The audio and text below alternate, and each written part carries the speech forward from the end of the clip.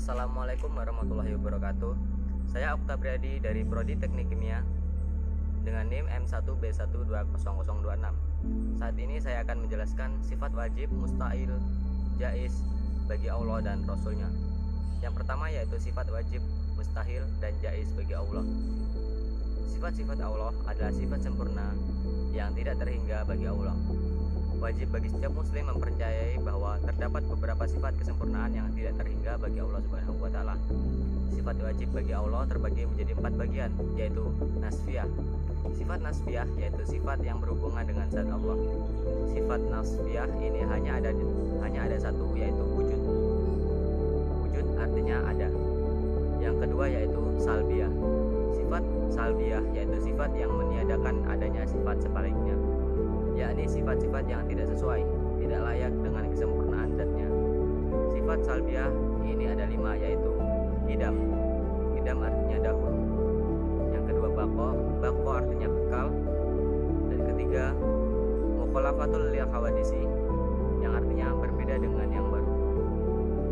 Yang keempat qiyamuhu binafsihi, yang artinya berdiri sendiri.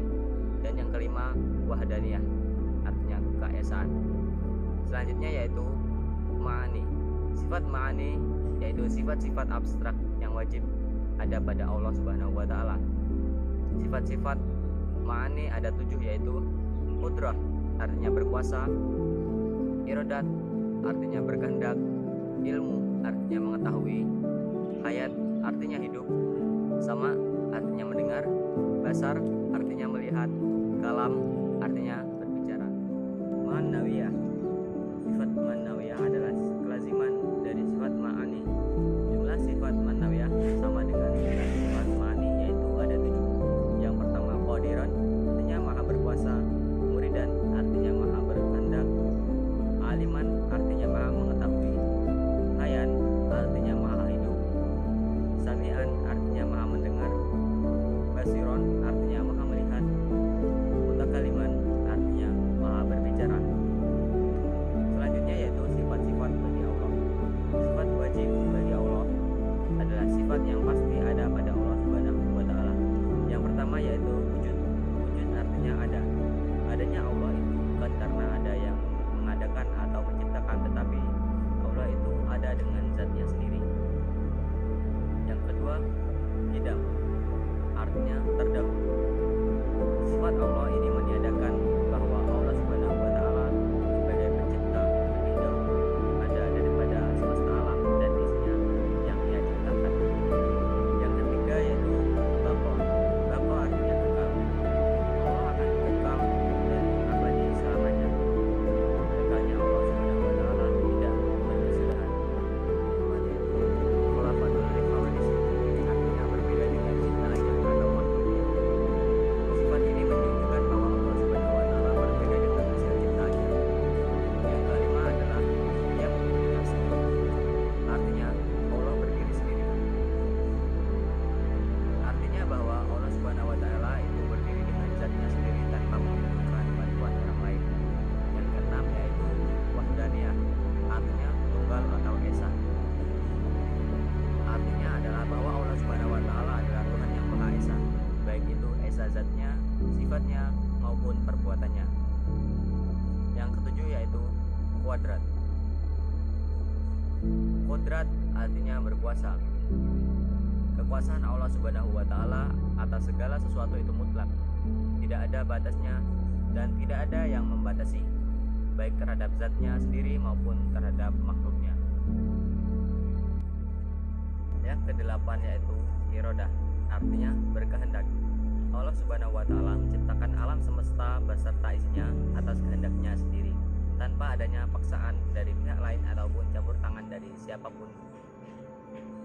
Apapun yang Allah Subhanahu wa taala kehendaki pasti terjadi. Yang kesembilan yaitu ibnu, artinya mengetahui. Allah Subhanahu wa taala memiliki pengetahuan atau kepandaian yang sangat sempurna. Allah Subhanahu wa taala itu tidak terbatas dan tidak pula dibatasi. Yang ke-10 yaitu hayat, artinya hidup. Hidupnya Allah tidak ada yang menghidupkannya, melainkan hidup dengan zatnya sendiri karena Allah maha sempurna. Yang ke-11 adalah sama, artinya mendengar. Allah Subhanahu wa Ta'ala mendengar setiap suara yang ada di alam semesta ini. Yang ke-12 yaitu basar, artinya melihat. Allah Subhanahu wa Ta'ala melihat segala sesuatu yang ada di alam semesta ini. Penglihatan Allah Subhanahu wa Ta'ala bersifat mutlak, artinya tidak dibatasi oleh jarak jauh atau dekat dan tidak dapat dihalangi oleh dinding tipis ataupun tebal.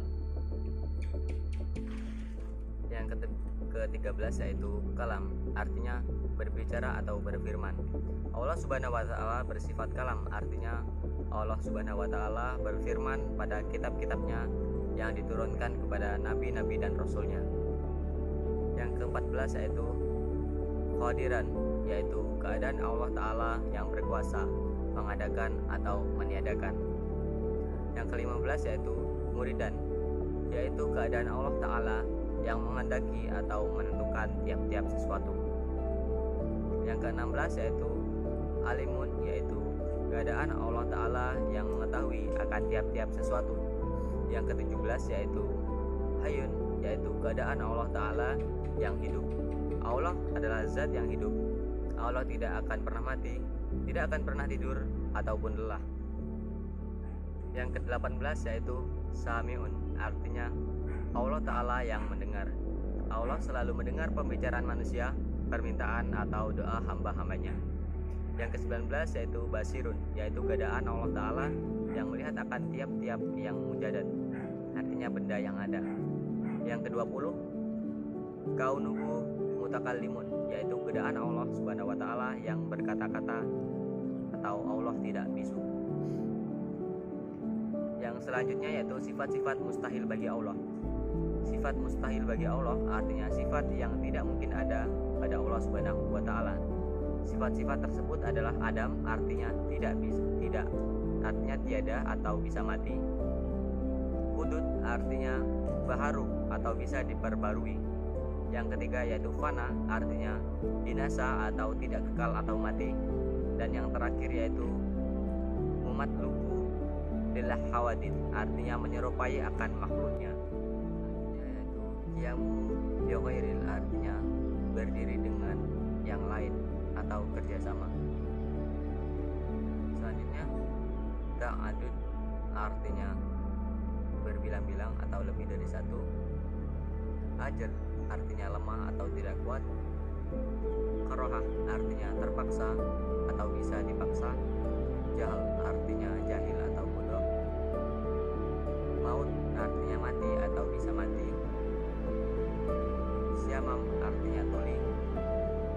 Umi, artinya buta. Buk, artinya bisu. Kauluhu ajizan, artinya lemah.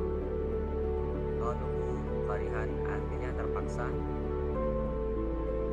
Kauluhu jahilan, artinya jahil atau dalam keadaannya. Kaunuhu mayitan, artinya mati dalam keadaannya. Kaunuhu asam, artinya tuli. Kaunuhu akma, artinya buta. Kaunuhu abkam, artinya bisu. Selanjutnya yaitu sifat-sifat jaiz bagi Allah Subhanahu wa Ta'ala. Sifat jaiz bagi Allah Subhanahu wa Ta'ala artinya boleh bagi Allah Subhanahu wa Ta'ala mengadakan sesuatu atau tidak mengadakan sesuatu, atau disebut juga sebagai mukmin. Mungkin ialah sesuatu yang boleh ada dan tiada. Jaiz artinya boleh-boleh saja, dengan makna Allah Subhanahu wa Ta'ala menciptakan segala sesuatu, yakni dengan tidak ada paksaan dari satu pun maupun segala sesuatu. Allah Subhanahu wa Ta'ala bersifat qudrat, artinya berarti kuasa, dan iradat yang berarti kehendak. Juga boleh-boleh saja bagi Allah Subhanahu wa Ta'ala meniadakan akan segala sesuatu dan apapun yang Ia mau.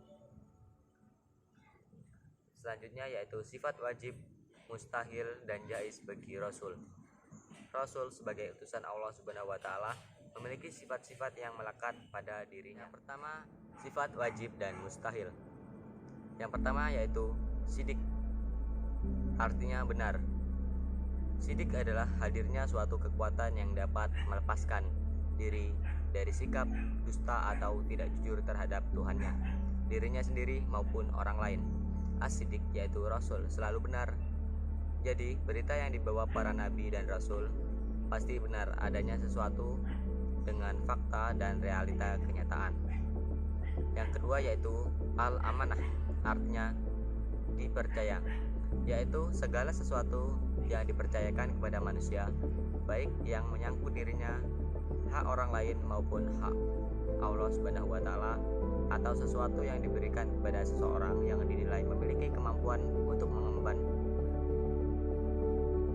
Arti sesungguhnya dari penyerahan amanah kepada manusia adalah Allah Subhanahu wa taala percaya bahwa manusia mampu mengemban amanah tersebut sesuai dengan keinginan Allah Subhanahu wa taala, yaitu at-tabligh, artinya menyampaikan wahyu. Dalam makna bahasa, tabligh berarti menyampaikan, sedangkan dalam makna istilah yang menyampaikan ajaran-ajaran Islam yang diterima dari Allah Subhanahu wa taala kepada umat manusia untuk dijadikan pedoman dan dilaksanakan agar memperoleh kebahagiaan dunia dan akhirat. Yang keempat yaitu al-fatonah. Al-fatonah artinya cerdas. Al-fatonah yaitu Rasul memiliki kecerdasan yang tinggi. Selanjutnya yaitu sifat-sifat mustahil bagi nabi dan rasul. Yang pertama al-kizib. Al-kizib yaitu mustahil bagi Rasul untuk berbohong atau dusta. Sifat mustahil bagi Rasul yang kedua yaitu al-khianah. Al-khianah yaitu mustahil bagi Rasulullah untuk berkhianat. Semua yang diamanatkan kepadanya pasti dilaksanakan. Yang ketiga yaitu al-kitman. Al-kitman artinya yaitu mustahil bagi Rasul menyembunyikan kebenaran. Sifat firman yang ia terima dari Allah Subhanahu wa taala pasti ia sampaikan kepada umatnya. Dan yang terakhir adalah al-baladah. Al-baladah yaitu sifat mustahil bagi Rasul yang berarti bodoh. Meskipun Rasulullah Shallallahu Alaihi Wasallam tidak bisa membaca dan menulis, tetapi ia pandai. Selanjutnya yaitu sifat-sifat jaiz bagi nabi dan rasul. Sifat jaiz bagi Rasul adalah sifat kemanusiaan, yaitu al-ardul basyariyah, artinya Rasul memiliki sifat-sifat sebagaimana manusia biasa seperti rasa lapar, haus, sakit, tidur, sedih, senang, berkeluarga, dan lain sebagainya. Rasul juga memiliki sifat-sifat yang tidak terdapat pada selain Rasul, yaitu seperti ismatur Rasul. Ismatur Rasul adalah orang yang maksum, yaitu terlindung dari dosa dan salah dalam kemampuan pemahaman agama, ketaatan, dan menyampaikan wahyu Allah Subhanahu wa taala. Yang kedua yaitu iltizamur Rasul. Iltizamur Rasul adalah orang-orang yang selalu berkomitmen dengan apa yang mereka ajarkan. Mereka bekerja dan berdakwah sesuai dengan arahan dan perintah Allah Subhanahu wa taala.